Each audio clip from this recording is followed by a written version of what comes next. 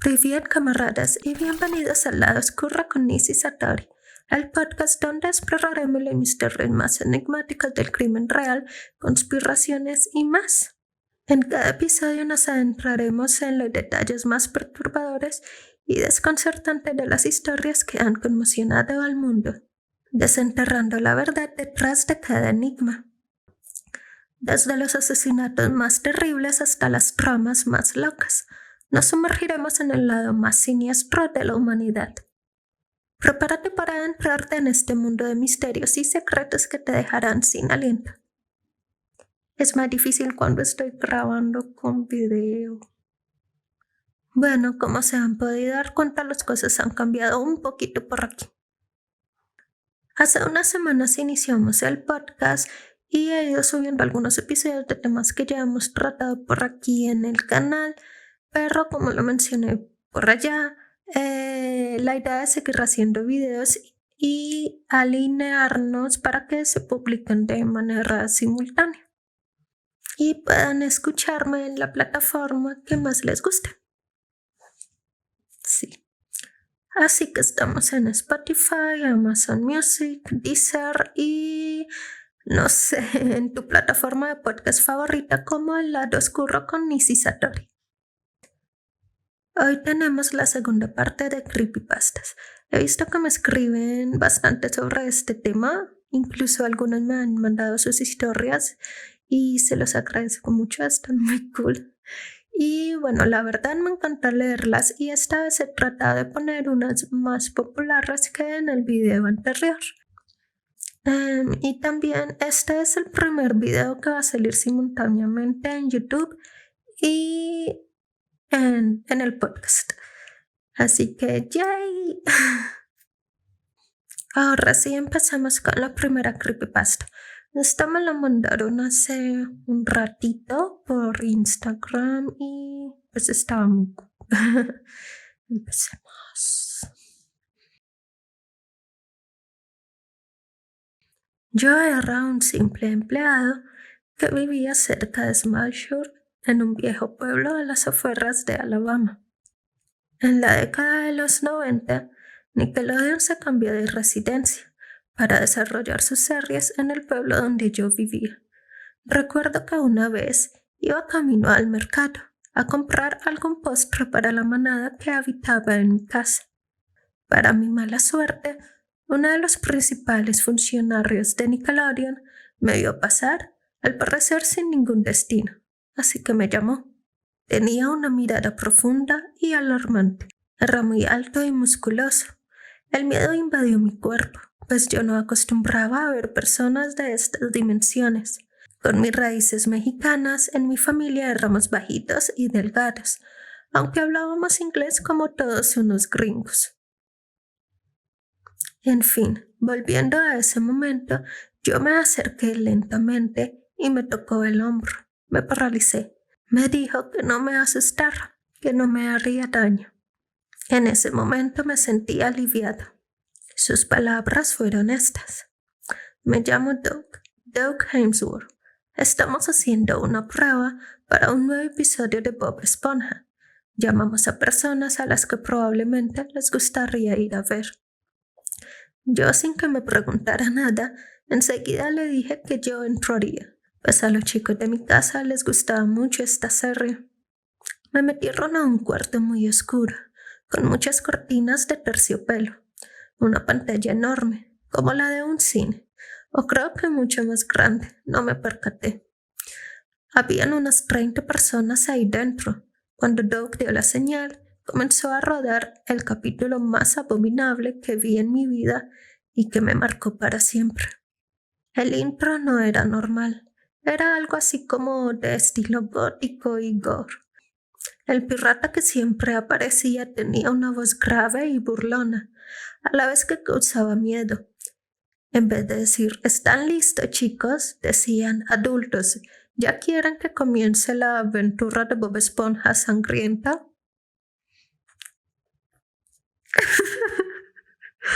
Ay, lo siento, está muy chistoso.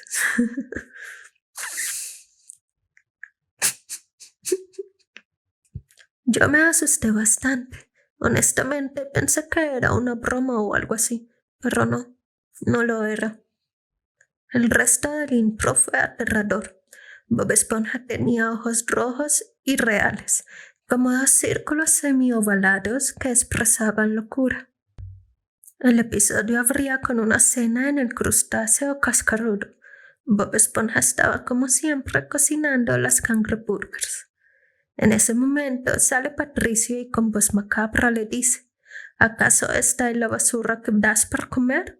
Muérete, Bob. Tus cangreburgers no son más que pura basofia y trozos de tu infelicidad.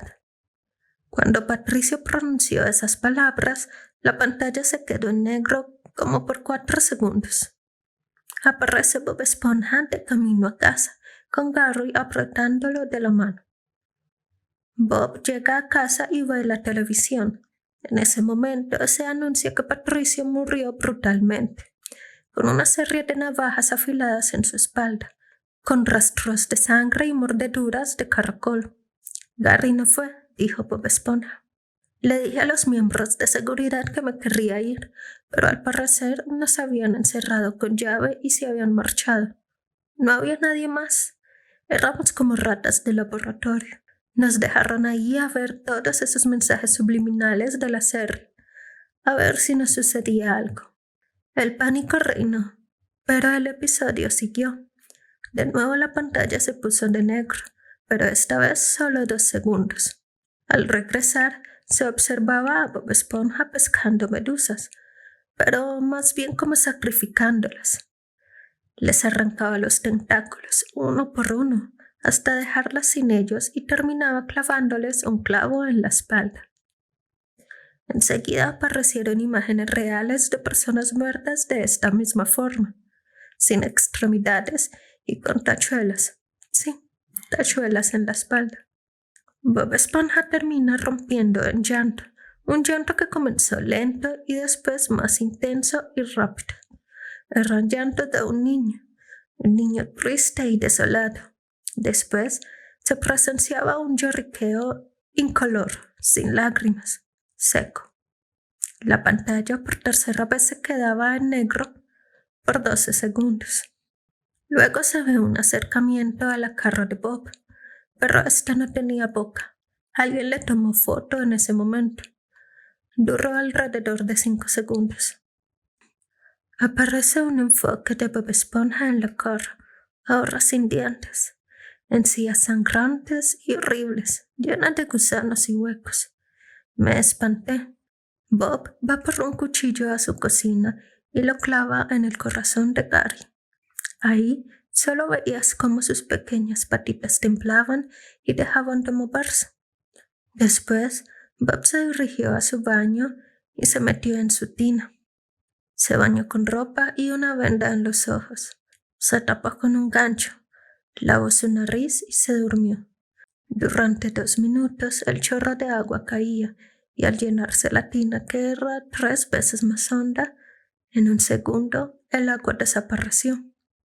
Después salieron burbujas de sangre. Bob ya estaba en el fondo y sin aire. En ese momento, la música típica de cuando acaba un episodio se oyó, pero más fuerte. El llanto de Bob se escuchaba, pero ya no había nada. Todo había terminado. Las personas que estaban en el salón comenzaron a llorar. No lo aguantaron. Los mensajes subliminales para el público más adulto triunfaron. Quisimos salir, pero no lo logramos. Muchos se desmayaron del pánico. 2 días después, la mayoría de las personas habían muerto. Solo una compañera y yo seguíamos con vida. Estábamos rodeados de cuerpos, entonces finalmente la ayuda llegó. Yo regresé a casa, tuve un trauma de por vida y sigo mal. La otra chica fue trasladada a un hospital psiquiátrico, donde pasa sus días amarrada de los brazos y piernas. Todo esto le afectó bastante. Días después, las personas que trabajaban en Nickelodeon ya no estaban. Se dice que murieron. Doug, sin testimonio, dejó la residencia y se fue a vivir a un lugar más lejos. Ahí conoció a Paul Tibbitt y reelaboraron el episodio, esta vez con el nombre de la enfermedad del caracol loco. Y bueno, ¿será que en algún lado se puede ver este supuesto episodio perdido de Bob Esponja? Nunca fui muy fan de esta serie, pero este sí lo vería. Ragnajito está runchado acá abajito. Bueno, vamos con la siguiente creepypasta. ¿Han tenido alguna vez la sensación de que todo estará bien? ¿O quizás que pasará todo lo contrario? Pues yo sí. Les voy a contar mi historia. Cuando entré a la universidad, quería estudiar medicina. Siempre soñé con ser médico. Mi abuelo fue un gran doctor y yo lo admiré toda mi vida. Así que soñaba con ser alguien como él. En ese entonces debía alquilar un departamento junto con unos amigos para no tener que viajar todos los días. Además, los costos entre todos eran mucho más llevaderos si compartíamos los gastos. Así que no tuvimos duda en quedarnos en la ciudad todos juntos.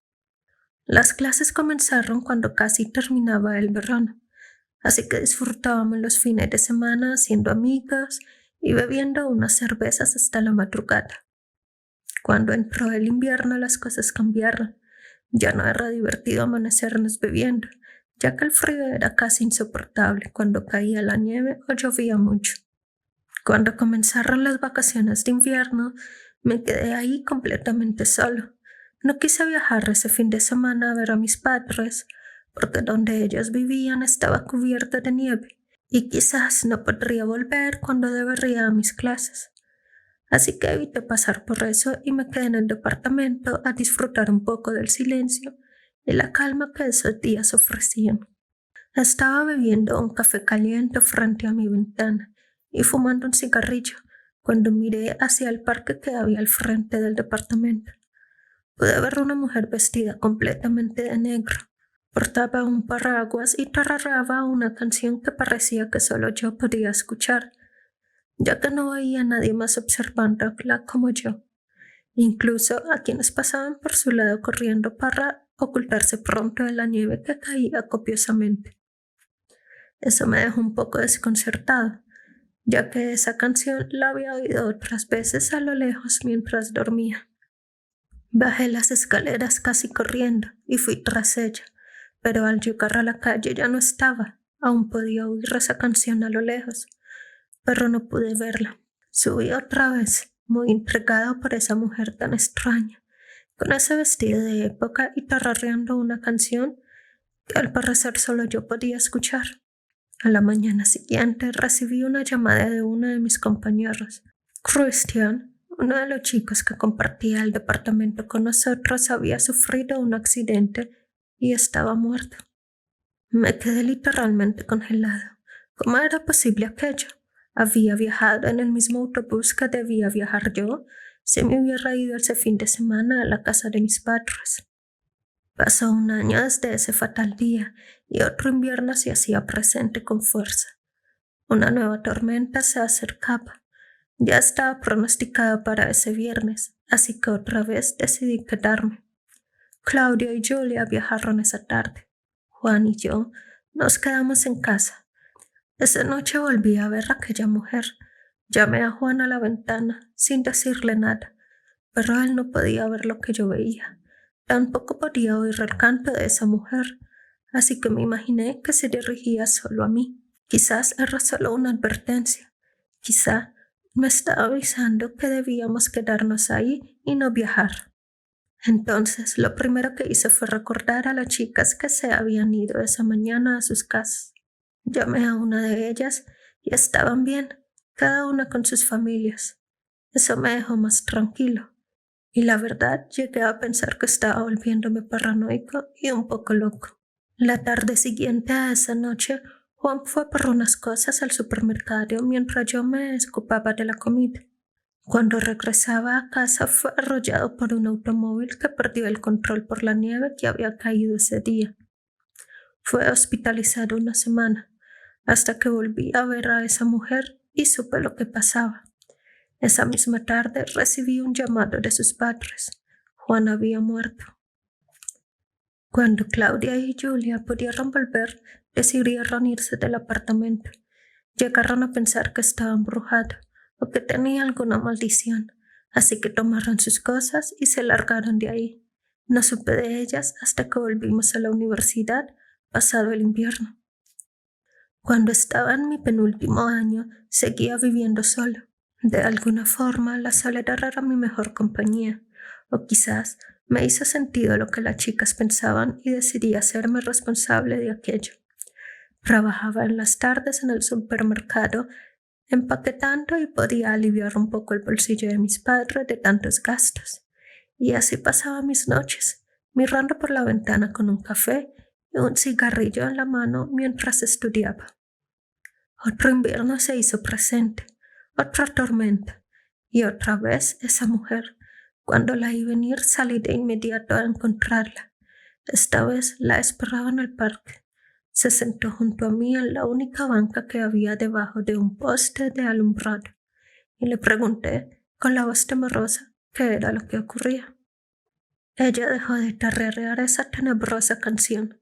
Su rostro lo cubría una especie de túnica, y el extraño paraguas de terciopelo que llevaba consigo.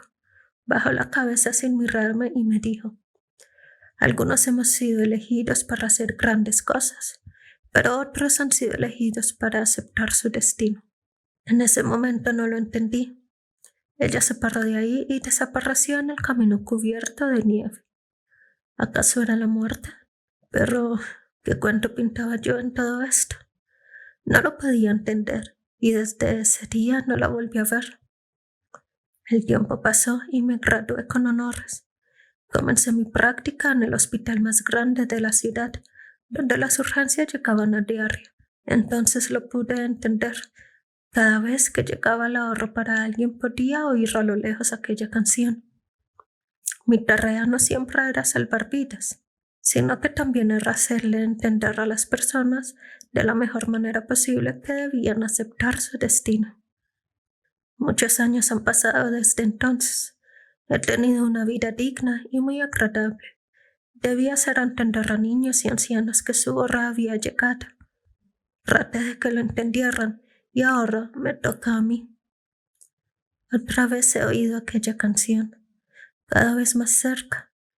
He ubicado mi silla favorita frente a la ventana que mira hacia la calle cubierta de nieve, como en los buenos tiempos de invierno, cuando la nieve cubría las calles y las chimeneas hacían su agradable trabajo. La taza de café se enfría. Ya no tengo fuerzas para beberla, y el cigarrillo que encendí ya se consumió por completo. Por fin mi hora ha llegado. Yo puedo verla a lo lejos. Se está acercando y me espera allá afuera, con su traje de época y su peculiar paraguas de terciopelo negro. Bueno, esta me gustó bastante. La creepypasta que sigue seguro ya la han escuchado porque es bastante popular. Se llama Los asesinatos por radio de Fallout. Fallout 3 tiene varias estaciones de radio, y quizás la más importante del juego es Galaxy News Radio. Muchos de los que son seguidores de los actos malos en el juego saben que pueden matar al conductor de la radio, True Dog, tras la cual será reemplazado por Margaret, la técnica de la radio, quien parece no estar contenta con su nuevo puesto. Lo que no todos saben es que en algunos casos Galaxy News Radio se convierte en una estación de números. Para los que no lo saben, este tipo de estaciones son las que emiten mensajes codificados y que de hecho en la vida real existen. Nadie sabe las condiciones para conseguir la estación de los números. Al parecer, tienes que matar a True Dog, ya que nadie de los que escucharon la estación tenía al conductor vivo. También hay que saltarse la misión Galaxy News Radio, la cual hace más fuerte la señal de la estación. Y lo que hace que esta estación se active es destruir a Raven Rock. Aunque la mayoría que han intentado estas tres cosas no lo lograron conseguir, al parecer hay más condiciones que hay que tener en cuenta. las cuales son desconocidas hasta el momento. Si eres afortunado en conseguir la estación y estás en el rango de la señal, escucharás a alguien conocido, Ruy Dog, a pesar de que él está muerto. La voz que se escucha está fuera de personaje, así que técnicamente sería el actor de voz, Eric DeLuns. Él leerá una serie de números en un tono depresivo, los cuales llegan hasta el 9 o 12 caracteres del arco. Algo como 9, 3, 7, 9, 1, 7, 2, 0, 3, 4. Todos los números que menciona solo tienen un dígito. Los números son seguidos por una larga cadena de código Morse, seguido por la canción I Don't Want to Set the World on Fire. Muchos lograron descifrar el código Morse fácilmente, los cuales tenían varios mensajes en inglés. Estos mensajes se escuchaban mundanos y a veces graciosos, como por ejemplo, acabo de lavar el carro, quizá comida china para la cena, o ¿ya viste mi video en YouTube? Los mensajes que se escuchaban no tenían nada que ver con el mundo de Fallout Trust, sino que tenían que ver con el nuestro, el mundo real. Varios mensajes eran como la reina murió, el mundo llora, este día todos somos británicos, o no puedo creer que lo hicieran, no falta mucho, el ruido, ya no soporto ese ruido, tengo una pistola en el ático. Un usuario de un foro se dio cuenta del significado de los números cuando vio el mensaje 12055282010. ¿De qué estás hablando? Serás extrañado, el cual hablaba de la muerte de Gary Coleman y vio que los números eran la fecha y la hora de su muerte. Entonces siguió buscando más mensajes que aparentemente predecían el futuro. Recuerden que el juego salió en el 2008. Por cierto, busqué y el actor Gary Coleman murió el 28 de mayo del 2010 tras sufrir una hemorragia intracraneal. De lo que no estoy segura es si estos mensajes realmente se dieron antes, o sea, cuando recién salió el juego. El siguiente mensaje que encontró lo dejó bastante sorprendido. Fue el siguiente: 9, 4, 5, 4, 2, 0, 2, 0, 1, 0. Accidente en el Golfo. Muchos muertos. Derrame de petróleo anunciado, la cual se refería al desastre natural por parte de BP. Con el paso del tiempo, varios usuarios empezaron a descifrar los mensajes. Los moderadores de Fallout Wiki empezaron a banear a todos los usuarios que se pusieron a ver los mensajes y a todos aquellos que los leyeron. Borraron todo lo que tenía que ver con la estación de los números del sitio y pusieron un filtro en el sistema para prevenir que alguien más hablara de los supuestos mensajes. Muchos usuarios, sin embargo, se comunican por mensajes para seguir discutiendo sobre el tema. Algunos de estos otros mensajes son: la reina murió hoy, el mundo llora, en días como estos todos somos británicos. 18:30, septiembre 8 del 2022. De nuevo, no sé si realmente este mensaje salió antes de que muriera la reina. El otro mensaje es: no puedo creer que Britney ganó el Oscar. 21:33, febrero 27 del 2023. Y bueno, creo que a estas alturas ya sabemos que eso no pasó. El otro mensaje dice: no puedo creer que lo hicieran. No falta mucho. Les advirtieron, pero tenían que seguir estirando los límites de la ciencia. El ruido. No puedo soportar más ese ruido. Y la luz. Dios mío. Y el universo se desenreda lentamente alrededor nuestro. No esperaré por mi muerte. Tengo una pistola en el ático. Este es el único mensaje que no tiene números, así que ni idea de qué se puede tratar realmente. La fecha más lejana registrada fue el 1/27, julio 6, 2027. Y bueno, sí, estamos vivos por ese momento. Guarden la fecha para que todos sepamos de qué se trata. Bueno, este sí estuvo cool, la verdad. Creo que a veces salen muchos creepypastas un poco elaborados que son entretenidos de leer, pero que no dejan pensando demasiado. Y pues lo interesante de este es saber si realmente las fechas que dieron fueron antes de que las cosas sucedieran. Y bueno, pues está la fecha del 2027, vamos a ver qué pasa. Vamos con la siguiente creepypasta, algo un poco más de terror. Se dice que a las afueras de la preciosa ciudad mexicana de Durango hay una hacienda conocida como Nabocayán, muy cerca del río Tonal. Cuentan que hace muchos años el gobernador municipal vio necesario levantar un puente justo por encima de un río, ya que en la época de lluvias el cauce crecía de un modo tan alarmante que las personas que se arriesgaban a cruzar casi siempre encontraban la muerte. Además, esta circunstancia también imposibilitaba el comercio entre los habitantes a ambos lados del arroyo. Así es como mandó a llamar al mejor ingeniero de la ciudad, un hombre habilidoso que ya había llevado a cabo varias obras de construcción con excelentes resultados. El gobernador le dio un plazo para terminar el puente antes de la siguiente temporada de lluvias. La paga, por supuesto, sería muy buena y el prestigio que ganaría por dirigir semejante proyecto incomparable.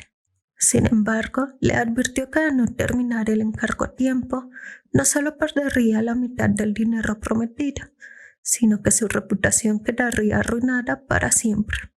El ingeniero se puso en marcha, contratando a los mejores albañiles y asistentes para que el puente fuera hermoso y seguro. Pero sucedió que solo 3 días antes de que el periodo establecido llegara a su fin, hubo una tormenta imprevista y el río creció tanto que la corriente arrasó con lo que se había construido, quedando en su lugar no más que un montón de escombros y lodo. Viendo el desastre, el ingeniero cayó en la desesperación y se sentó a lamentarse a un lado de las aguas. Entonces vio a un hombre de baja estatura, tapado con un sombrero que ocultaba su mirada y únicamente mostraba una sonrisa desconcertante. ¿Cuál es tu pena, amigo mío?, le preguntó al ingeniero. Estoy perdido. Todos mis esfuerzos para construir el puente no han valido de nada. Perderé mucho dinero y también mi reputación como el mejor en mi profesión. El hombre extraño sonrió y se presentó a sí mismo como el diablo. Hagamos un trato, le propuso. Terminará el puente por ti. Será el más resistente que se haya visto en Estelares, y el gobernador se quedará mudo del asombro. Pero a cambio de esto, tendrás que entregarme tu alma. Preso de la angustia, el ingeniero aceptó y sellaron el pacto. Al día siguiente, un puente reluciente apareció encima del río, dejando impresionado a los habitantes de la hacienda y sus alrededores. Sin embargo, casi enseguida se aterrorizaron al descubrir el cuerpo inerte del ingeniero en el centro de la construcción. El pobre hombre estaba muerto y su alma perdida para siempre. Cuando intentaron recogerlo para entregarlo a su familia y que tuviera la debida sepultura, una violenta corriente de aire lo arrebató de sus manos y lo hundió en las profundidades del río, de donde nunca más se pudo sacar. Desde entonces, cada vez que llega la época de lluvias, se dice que un hombre aparece a penar encima del puente. Quienes se atreven a volarle terminan ahogados bajo el torrente. Y bueno, si algo me ha enseñado Supernatural es que no se deben hacer pactos con nadie, ni con el diablo, ni con demonios, con nadie. Vamos con el siguiente, que hace poco vi en Twitter en un hilo como si se tratara de algo real. Y bueno, yo ya lo había leído hace tiempo Y la verdad es bastante obvio que se trata de una creepypasta, pero bueno. Esta se conoce como el Proyecto Abigail. El 14 de julio del 2003, el gobierno de los Estados Unidos reveló oficialmente la existencia del Área 51. El Área 51 es una base militar altamente secreta ubicada en el desierto de Nevada en Estados Unidos. Se cree que esta instalación se utiliza para llevar a cabo investigaciones y pruebas clasificadas de tecnología militar y aeroespacial avanzada. Este lugar ha sido objeto de muchas teorías conspirativas a lo largo de los años, en gran parte debido a su naturaleza altamente secreta y a las restricciones de acceso impuestas por el gobierno. Muchos creen que el Área 51 alberga tecnología extraterrestre y que se utiliza experimentos secretos para desarrollar tecnología de origen alien. Aunque el gobierno de los Estados Unidos ha reconocido la existencia de este lugar, ha negado enérgicamente cualquier actividad relacionada con extraterrestres o tecnología alienígena. Sin embargo, debido a la falta de transparencia en torno a las operaciones que se llevan a cabo en la base, la verdad sobre lo que realmente sucede ahí sigue siendo un misterio para el público en general. Otro tema de lo que se habla mucho es sobre la creación de armas de destrucción masiva y experimentos con seres humanos. Y sobre esto último trata nuestra historia. Es el caso del denominado Proyecto Abigail, uno de los primeros experimentos que supuestamente se llevaron a cabo en el Área 51. Esta historia fue filtrada por un antiguo empleado de limpieza que trabajó en el lugar, el cual accedió a revelar esta información a costa de su propia vida, porque se veía incapaz de seguir llevando la pesada carga de guardar este secreto. Todo comenzó en 1945. En esta época, el Área 51 operaba bajo el nombre de Campo Auxiliar de la Fuerza Aérea de Indian Springs. La Segunda Guerra Mundial acababa de terminar, y según cuenta, la base había sido construida para el desarrollo y resguardo secreto de armamento avanzado, y en esta época inmediatamente posterior al fin de la guerra continuó con este propósito, hasta que, en medio de la Guerra Fría y la amenaza constante de una guerra con la Unión Soviética, el gobierno aprobó el uso de la base para experimentos de tipo biológico. El gobierno consideraba crucial el desarrollo de armas biológicas para mantener su hegemonía mundial y superioridad armamentística sobre el resto de las naciones. Fue así como uno de los científicos más importantes y mejor reputados del lugar, Albert Wunstorf, decidió iniciar uno de los proyectos más importantes. Por desgracia, nadie estaba dispuesto a ofrecerse como conejillo de indias para un proyecto cuya metodología no estaba definida y recibir en su cuerpo quién sabe cuántas y qué clase de sustancias y mutilaciones con el fin de que Wunstorf cumpliera su sueño, arrancase un suicidio. Adicional a esto, la persona en la que se llevaría a cabo los experimentos debía ser alguien de completa confianza, es decir, alguien sin amigos o familia que fuese capaz o tuviese intención de denunciar el proyecto públicamente y demandar a la base o al gobierno de los Estados Unidos.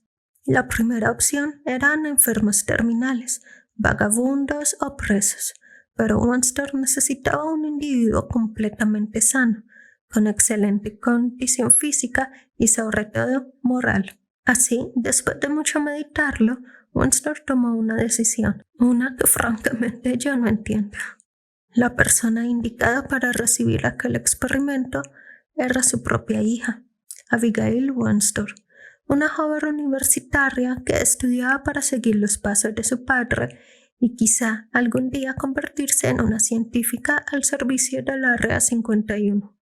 Wunstorf amaba a su hija, pero era un hombre obstinado que perseguía incansablemente sus objetivos. Esto incluía ser capaz de someterla a un experimento riesgoso cuyo propósito fue bastante debatido.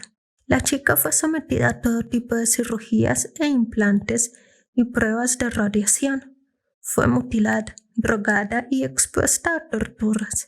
Nadie veía cómo todas aquellas vejaciones iban a servir para algo, pero los cambios comenzaron a notarse después de un tiempo.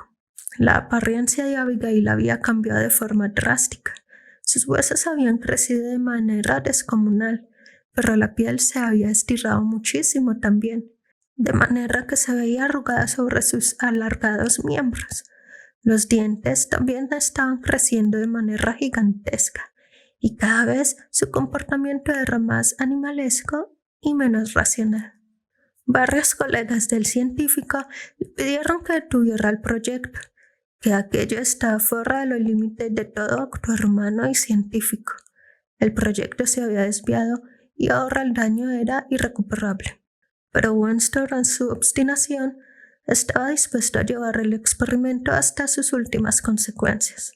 No era que odiase a su hija, al contrario, era lo más preciado para él, pero sabía que si daban fin al proyecto, la joven moriría inmediatamente, puesto que su cuerpo desfigurado ahora dependía de tecnología y condiciones que se tenían en la base para subsistir. Los cocineros del Área 51 revelaron al hombre que filtró esta historia que a ellos se les ordenaba preparar enormes platos de comida y que debían introducir por una ranura en una habitación sellada con una puerta de acero y que nunca supieron con certeza qué había detrás de ella, pero que corrían muchísimos rumores sobre la clase de monstruo que se encontraba ahí adentro. También decían que en varias ocasiones lograron ver a Wenstor parado frente a la puerta, llorando o hablando con esta extraña criatura. Fue así como tras 2 años de experimentar con Abigail, Wenstor notó que había perdido a su hija, pues se convirtió en una bestia. Oficialmente, el proyecto había fracasado. Wenstor se había dado cuenta del error que había cometido. Había sometido a su hija a un sinfín de procedimientos sin criterio científico suficiente, y con esto solo había logrado convertir a su adorada y hermosa niña en un monstruo salvaje, letal, que solo veía por su subsistencia. Sin nada por lo que seguir viviendo, el hombre que ideó aquel cruel proyecto se suicidó, no sin antes rogar que no asesinaran a su hija, que intentaran regresarla a la normalidad o que por lo menos la dejaran con vida. El gobierno de los Estados Unidos no estaba dispuesto a seguir gastando presupuesto con este proyecto fracasado, pero por respeto a la reputación que había tenido el padre, cumplieron con la parte de dejarla con vida. Ellos no la iban a matar de forma directa, pero dejarían que el hombre fuera el encargado de llevarse a ese monstruo. Se dejó de prestar atención médica y hacer comida para Abigail. Gracias a esto, la primera noche muchos empleados de la base aseguraron escuchar aullidos y fuertes rasguños. En un momento se encendieron las alarmas, pero al ir a revisar, para su sorpresa, la puerta de acero estaba derribada y el monstruo no se encontraba ahí. Un rato después se encontraron restos de 2 guardias. La criatura se había escapado y tenía mucha hambre. Inmediatamente se llevó a cabo una extensiva operación de búsqueda y captura dentro de la base y sus alrededores. Aunque se intentó aniquilar a la criatura, las balas y explosivos no parecían dañarla gravemente, de manera que, una vez que lograron rodearla en una zona subterránea de la base, se optó por atraparla ahí y la zona se selló bajo capas de concreto, acero y hormigón. Han pasado muchos años desde que inició el proyecto Abigail y todavía hay testimonios de empleados más recientes que afirman que en el ala oeste del Área 51, por detrás de las paredes y especialmente debajo del suelo, se logran escuchar rasguños y gruñidos ahogados de vez en cuando. A raíz de esto surge la duda de cómo ha podido la joven convertida en monstruo sobrevivir tanto tiempo sin alimento ni agua. Tal vez esto significa que el proyecto de Wenstor no iba muy desencaminado y que de seguir haciendo pruebas en otros sujetos, hubiera conseguido eventualmente crear un ser invencible, pero a su vez surgen las dudas y el temor sobre cuánto tiempo exactamente puede sobrevivir esta criatura, y si ni las balas ni los explosivos convencionales pueden hacerle daño, entonces ¿qué? Hoy en día se cree que Abigail es uno de los motivos por los cuales el Área 51 es tan resguardada. No saben qué es y no se sabe cómo combatirlo. Temen que si algún curioso llega a toparse con ella o si la criatura logra escapar, las cosas sin duda terminarían muy mal para todos. En 2019, el consultor tecnológico estadounidense Edward Snowden buscó en las profundidades de las redes de inteligencia de Estados Unidos y dentro de los documentos que abordó estaban los del Área 51. Sin embargo, no encontró evidencia para afirmar que el gobierno estadounidense haya tenido contacto con extraterrestres o sobre la realización de experimentos ocultos en las instalaciones. Tampoco mencionó nada sobre el proyecto Abigail. Entonces, ¿cómo se originó esta historia? Se cree que esta creepypasta pudo tener su origen en una prueba científica real llamada Biosfera 2, la cual fue realizada en 1991. Su propósito era determinar en qué situaciones extremas podrían sobrevivir los humanos. Según BBC Mundo, un grupo de 8 investigadores voluntarios se encerró durante 2 años en una estructura de cristal y acero. En su interior se habían recreado varios ecosistemas del planeta Tierra. El objetivo principal era determinar si una biosfera artificial podía funcionar, preservando un alto nivel de biodiversidad y biomas, estabilizando su agua, suelo y atmósfera, según escribieron el director del proyecto John Paul Allen y una de sus participantes, Mark Nelson, en un documento con el resultado de esta investigación en 1997. Abigail Alling fue una de las voluntarias del experimento. Sin embargo, 2 años después se retiró de la compañía de Mark Van Trullo. La escasez de alimentos hizo que los denominados biosferanos perdieran mucho peso. Igualmente, al mantener bajos niveles de oxígeno, existía el riesgo de que sufrieran daños cerebrales. Por ese motivo, el nombre Abigail habría sido utilizado para la creación de esta leyenda, de la cual no existen pruebas concretas, pero que sin duda genera mucho terror entre los cibernautas. He visto que se comparte mucho esta historia como si fuera cierta, con fotos que no corresponden ni al antes ni al después de la supuesta Abigail, aunque admito que sí es muy interesante todo lo que hay detrás del Área 51. Deberíamos hacer un video sobre eso, ¿no? Yes. ¿Cuál fue tu creepypasta favorita? ¿Ya habías escuchado alguna de estas? La que más me gustó definitivamente fue la de Abigail porque está muy bien detallada y está llena de elementos que todos conocemos, así que no es tan difícil imaginarnos la situación. Me asusté con algo al lado, creo que es el brillo de la luz.